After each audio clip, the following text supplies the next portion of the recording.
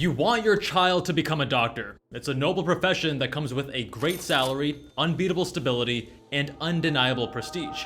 But late at night, you worry, is my child actually cut out for this? What if they fail? What if I'm pushing them toward years of misery and hundreds of thousands of dollars in debt that they can't escape? Now, I've personally worked with hundreds of pre-med students, and my team at Med School Insiders has helped thousands gain admission to medical school.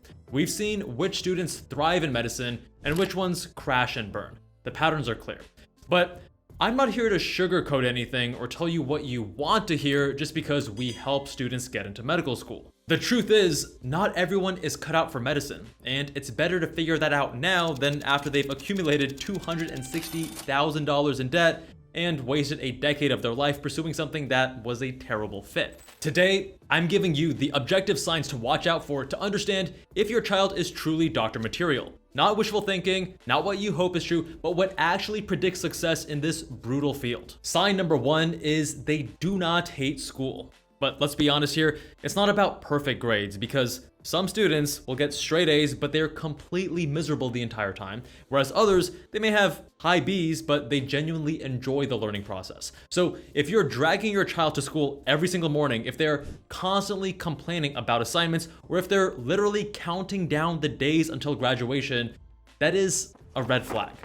Why? Because medical training is a minimum of 11 to 15 years total. 4 years of medical school after college, 3 to 7 years of residency, and potentially a fellowship after that. So if they hate the learning environment now, it only gets more intense. And sure, while the environment does change to being more hospital or clinic-based the further along you get, there's still a core of high volume and high intensity learning, often through textbooks, didactics, and still self-directed study. So the people who succeed in medicine, they don't necessarily love every assignment, but they don't view education as torture. They see it as a means to an end that they're excited about, and oftentimes they enjoy the learning process. Next, they have an insatiable thirst for knowledge. And there's a huge difference between real curiosity and performative curiosity for college applications. So students with a genuine intellectual appetite want to understand how things work. They ask follow-up questions in class, not because they have to or they want brownie points,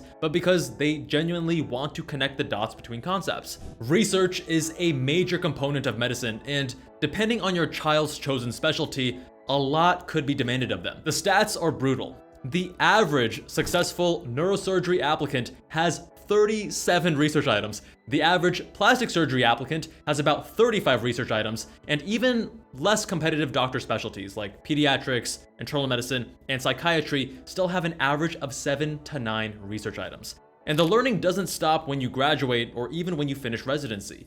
Becoming a doctor is a commitment to lifelong learning. Technology, including advancements, of course, in AI, is evolving more rapidly than ever before.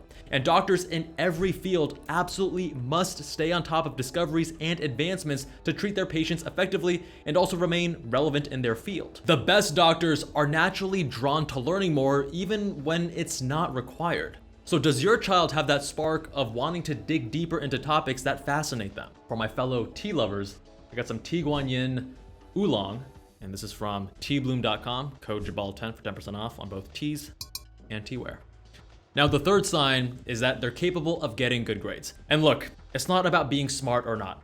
It's the ultimate meta skill, learning how to learn, and anyone can do it. There are study strategies that absolutely help students improve. You just have to follow those with execution and consistency. And this is important because getting good grades is completely necessary for medical school, period. The average medical school matriculant has a 3.79 GPA. So if your child is genuinely struggling with grades in high school or college, despite putting in the effort, medical school, it's gonna be an uphill battle. The pace only accelerates. The material, I guess compared to certain college majors, but not all college majors, will generally get harder, and the competition only gets fiercer. They say it's like drinking from the proverbial fire hydrant. There's just so much content, so much information you have to learn at such a fast pace, so knowing how to learn effectively is absolutely key. Now, if they fall into this camp, it doesn't mean that they're not intelligent or not capable of success in medicine or elsewhere. It just means one of two things. Either number one, medicine might not be the right fit, or number two, they need to focus on improving their study strategies as soon as possible. And here's what most parents don't realize. Your child might be studying incredibly hard, putting in the time, putting in the effort. They may even be pulling all-nighters, which I don't recommend, and maybe they're logging 10-hour study sessions. But if they're using the wrong methods, that doesn't matter because they're never gonna get the results that they're working for. The passive reading, the highlighting, the rereading the notes that most students default to, and I know I did too when I was younger, it is scientifically proven to be ineffective.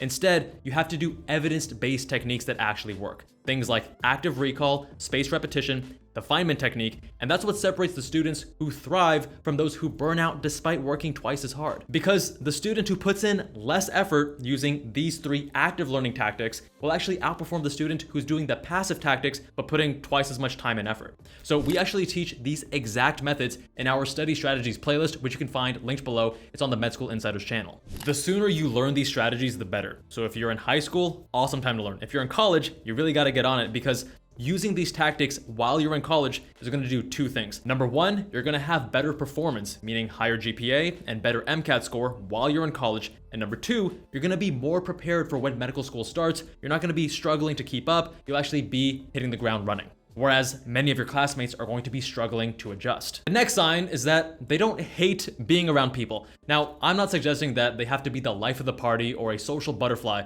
but if they actively dislike being around others, then medicine is going to be torture to them. Nearly every single medical specialty requires regular human interaction. Pediatrics, you spend your days not only with children, but also with their stressed out parents. Surgery, you're working with teams for hours, even if the patient has gone under.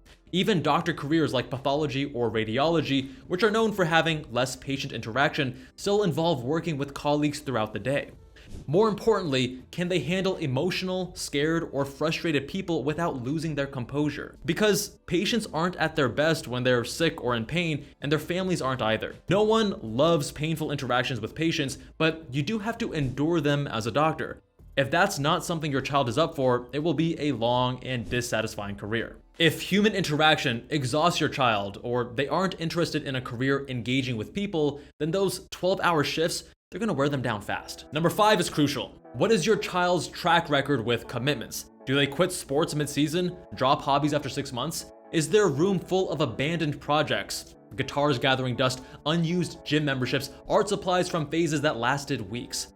Here's the harsh reality. If they can't stick with a part-time job or extracurricular activity without constant parental support, they won't survive the long journey to becoming a doctor. Once they start medical school, losing interest is a decision that costs hundreds of thousands of dollars. Medical training is unique in that, first of all, you have to decide at a relatively young age, and number 2, it needs long-term commitment. So if your child consistently commits to something but then loses interest or quits when things get challenging, becoming a doctor may not be the best fit. And for the final and most important factor for long-term happiness in medicine, it's honestly where most parents actually jump the curb.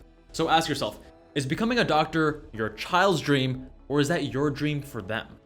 I understand that you want the best for your child, the financial security, the respect, the pride of saying that your child is a doctor.